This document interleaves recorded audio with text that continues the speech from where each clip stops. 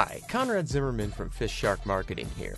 As we start the new year, we just wanted to thank everybody that listened and supported the show in 2017. This last year was a difficult one for a lot of people, but it was especially hard on us as entertainers who just wanted to create a horrible, twisted nightmare world and didn't expect to see such stiff competition from reality. So if you survived it, congratulations. If you didn't, also congratulations. Our experiment worked, but I'm afraid you'll never be able to leave the confines of that box. And thanks for listening.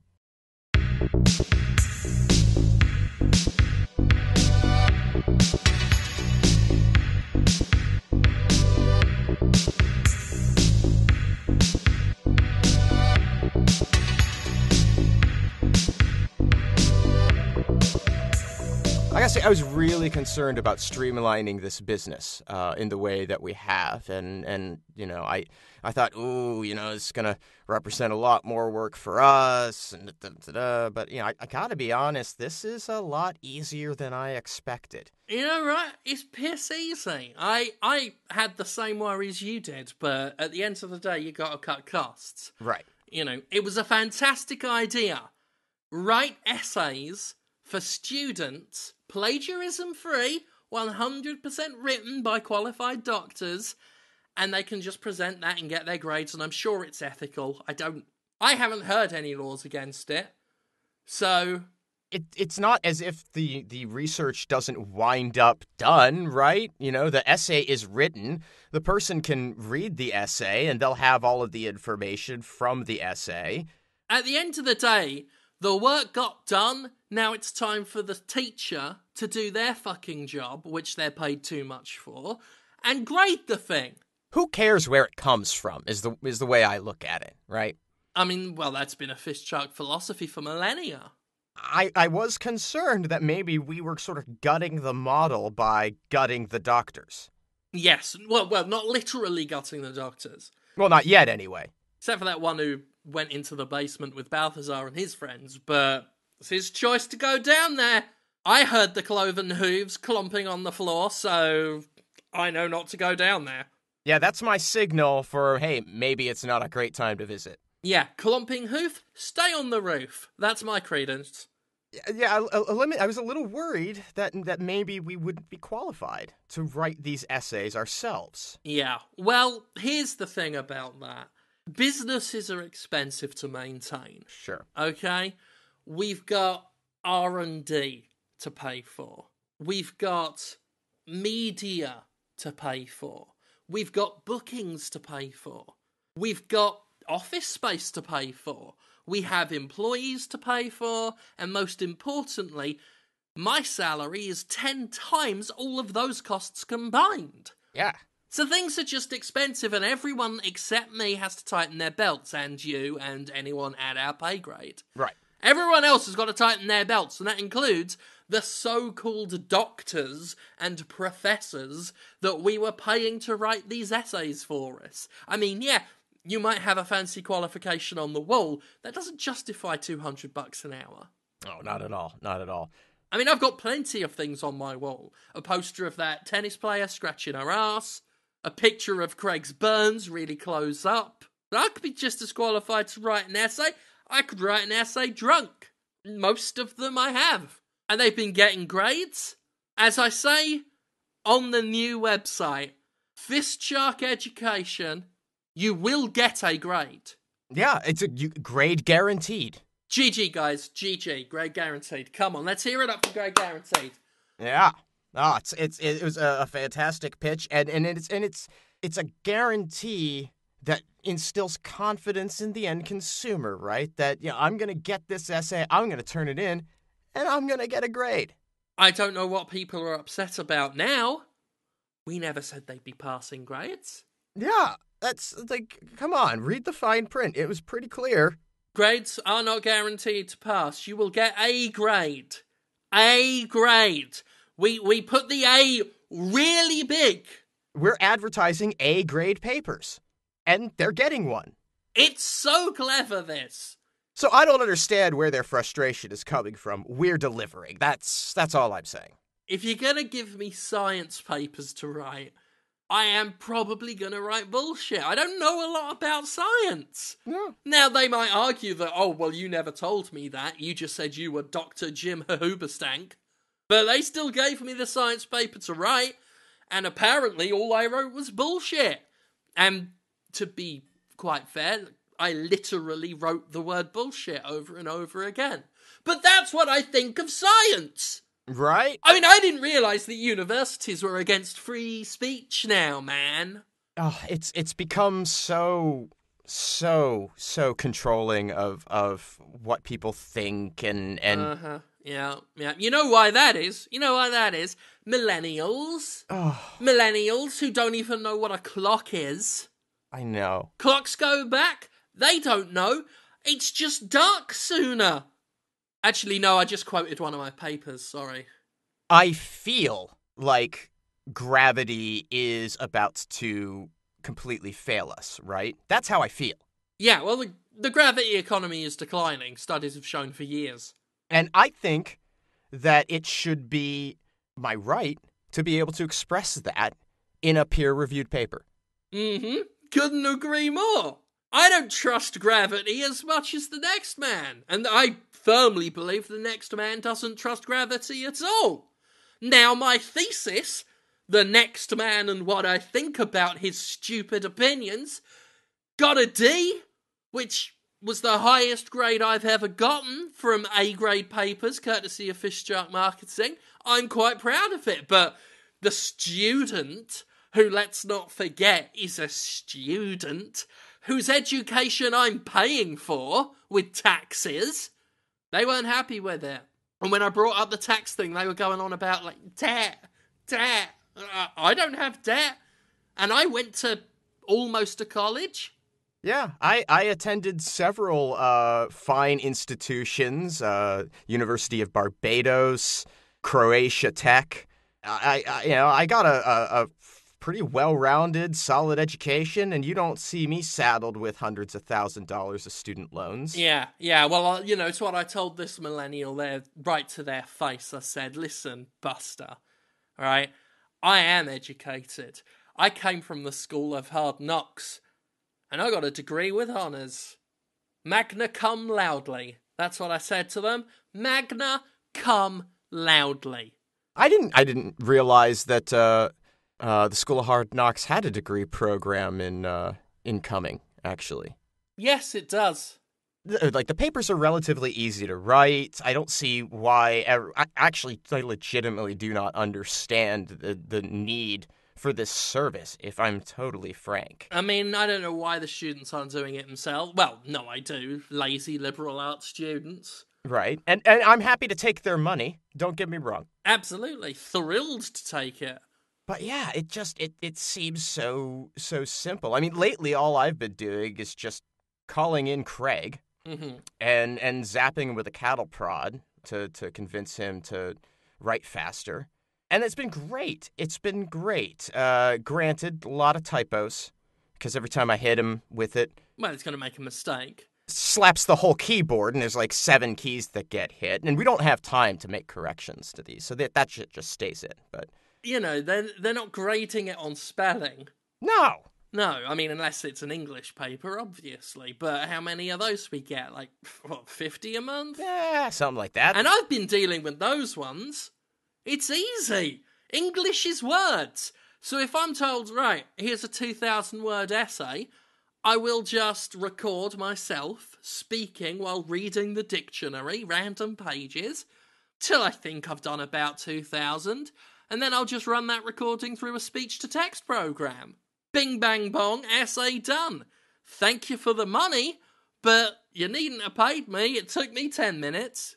I mean, if someone's going to just hand you money for nothing, what, are you going to say no? Fuck no.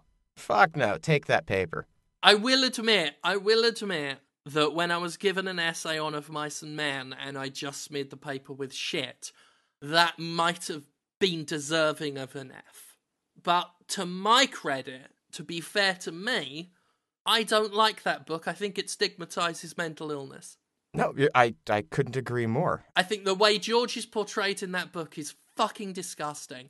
No, it paints a really sort of a damning view of people who really just need help and consideration. You've got Lenny with a very simple idea of living off the fat of the land, and then you got George fucking up constantly.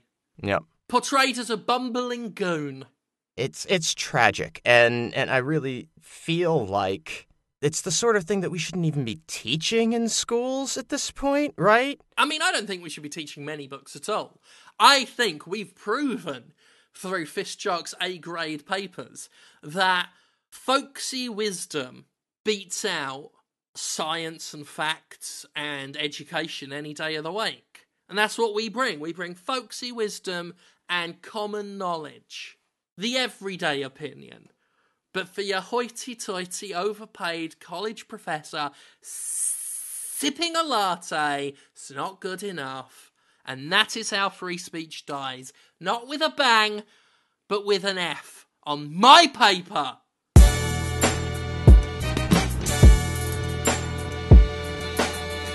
Now, and don't get me wrong, because I get it. Like, I get it. But what exactly was up with what they did on Saturday Night Live last week? I'm honestly not sure. I mean, I think something is seriously wrong at that show. I kind of get what they were saying, but doing it in a way that made everybody uncomfortable and unhappy, including them, because it seemed like none of them wanted to do it. No. But weren't necessarily forced. They just felt like they had to, and I've never seen a more deeply unhappy hour of television in my entire life. And I've seen the finale of Dinosaurs. And no commercial breaks, which I found a little, well, disconcerting, because is it because nobody wanted to advertise on it anymore? Or did they just not care? Or do they care so much about delivering this message that they didn't want any interruption to it? And if that's the case, couldn't there have been, I don't know, some reason to compel people to continue to watch other than just the sort of morose, pervasive, gripping sadness of it all? So I'm sat there for an hour, watching the entire cast of SNL stood in a circle, in some cases squatting, and urinating onto a photograph of Donald Trump that's on the floor around them. And it's not the usual set. It looks like some long disused parking lot. A lot of the urine's hitting concrete. Much of it is on the POTUS's face.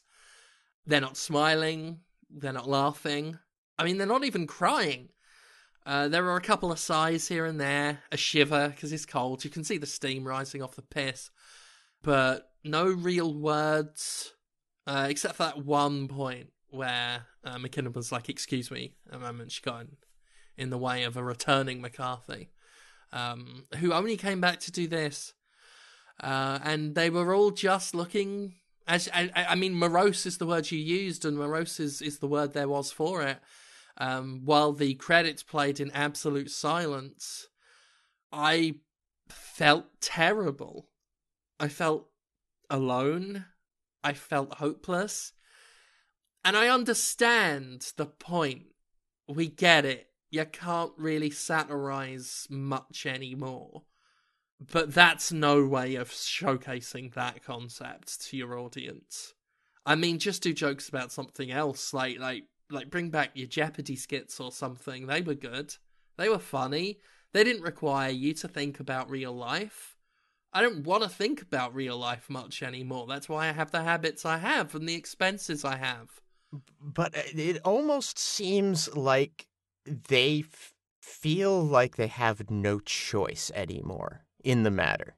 I mean, that's the most morbidly compelling thing about it is none of them look like they want to be there, but none of them look like they were forced to be there. No, it's almost dutiful. They're pissing on Donald Trump because that's the thing that they do, but they're not actually like adding anything to the conversation to it, quite literally, because they're just pissing on Donald Trump. And I mean, I feel for them. I feel for the position that they're in a lot, because I mean, especially the women. I mean, bended knees for that long, it's not good for them. No, it's got to be deeply, deeply uncomfortable for an entire hour. And the flow control that you'd have to accomplish that. I mean... And the way Kenan Thompson sticks his butt out when he does it, like, I mean... The average human requires 7 seconds to urinate. And they're stretching that out over a full 60 minutes. Yeah. I mean, well, to be fair, like, some of them shy away for a few moments and you can hear some water gulping. Sure. And then, Leslie Jones will come back and pull him back down. And that's the thing about an ensemble cast, right? When one person can't be on their game or needs to, sort of pull into the background, you have everybody else there to sort of keep lifting the show up, right? At some points, that was the only time you heard something other than hot splashes on a cold portrait. Was when someone went to, refuel, and you'd hear A.D. Bryant just grunt a little bit, almost as if she's squeezing for two. It feels like a dark time. Our entertainers can't even come up with something to address this that doesn't, get outshined by reality as it is. I mean, I offer this to you. What world do we live in where Bobby Moynihan is so upset with what's going on, he doesn't even care that a lot of the piss is hitting his shoes and trouser legs? Well, I mean, that's... He can't even be fucked. He turned up in a t-shirt. Well, that's the thing about Bobby Moynihan, is that he's always just sort of a roll-with-it kind of guy, right?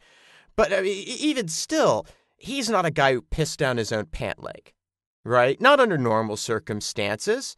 It would take something just truly, truly mind-rending and tragic for him to take that step. But he's just lost any and all passion whatsoever.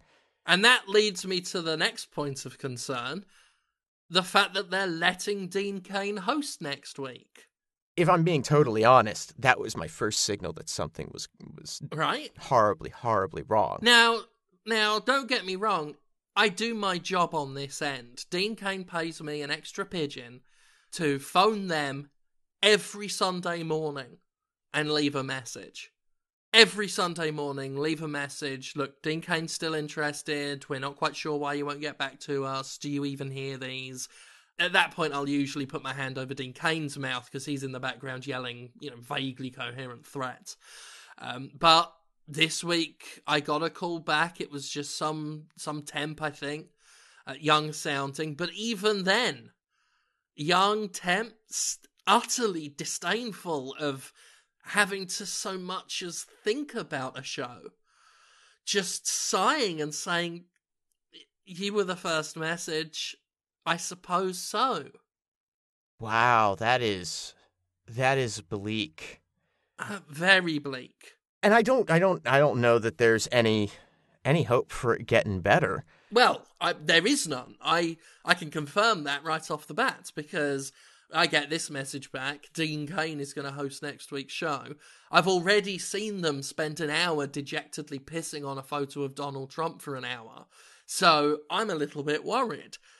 Are they bringing in Dean just to tear him to pieces?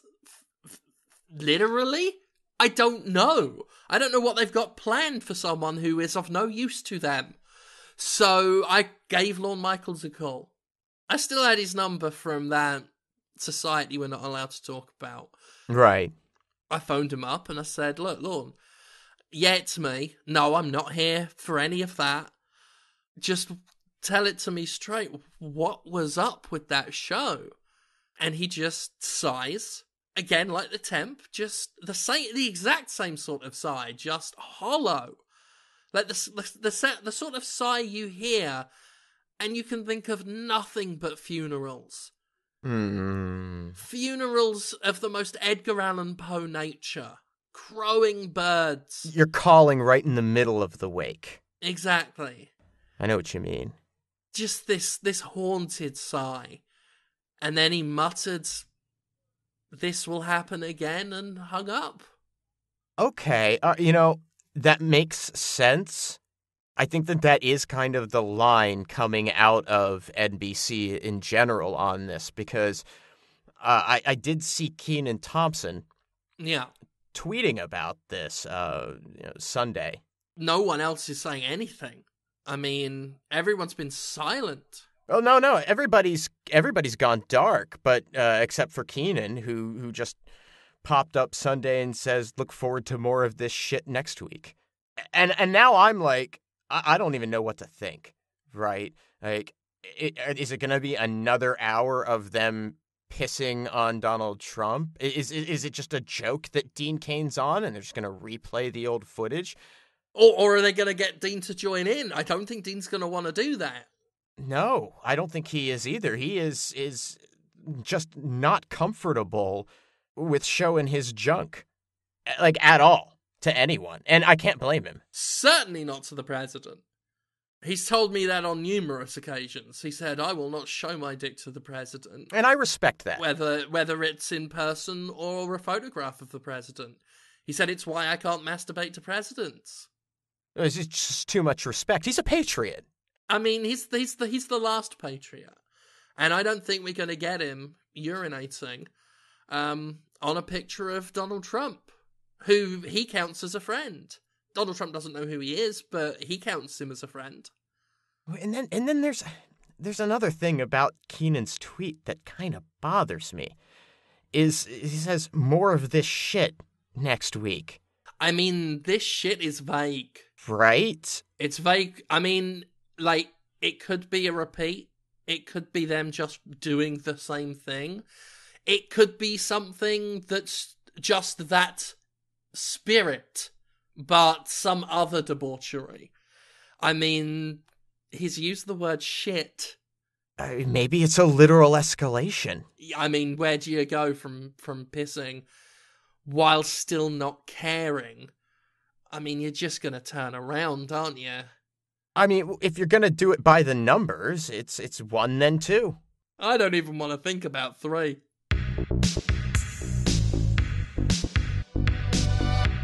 Fist Shark Marketing is Jim Sterling and Conrad Zimmerman. Theme music by Ben Rama. Additional music by Alazar Chand. Our editor is Austin Yorsky. Get more episodes and learn how to support the show at fistshark.com. Follow us on Twitter at FistShark for more of our exploits. Complaints can be forwarded via email to fistsharkmarketing@aol.com. And remember, heroes are works of fiction. Goodbye.